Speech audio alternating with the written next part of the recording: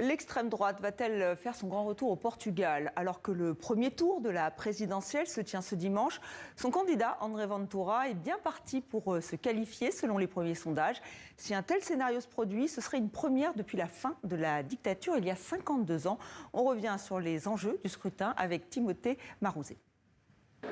11 millions d'électeurs portugais appelés aux urnes ce dimanche pour une présidentielle très incertaine, du jamais vu depuis la révolution des œillettes de 1974. 4 candidats sont favoris pour remplacer l'actuel président Marcelo Rebelo de Sousa. Parmi eux, André Ventura, le fondateur du parti d'extrême droite Chega, crédité de 20% des voix dans les sondages.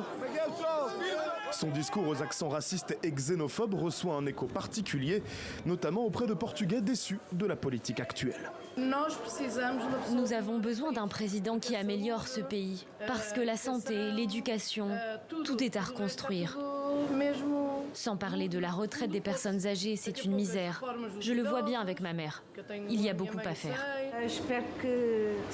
J'espère que notre pays va avancer.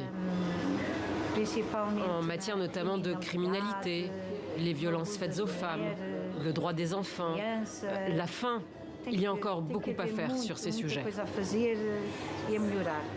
Mais la probabilité que le candidat d'extrême droite soit élu au second tour le 8 février reste très faible.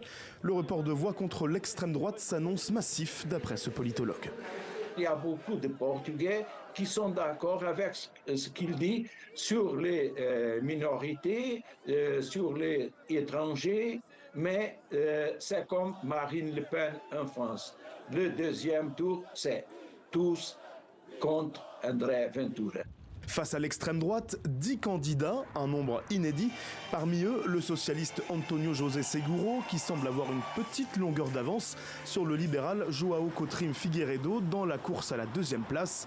Élu au suffrage universel, le président portugais dispose d'un rôle symbolique, le pouvoir exécutif étant détenu par le Premier ministre.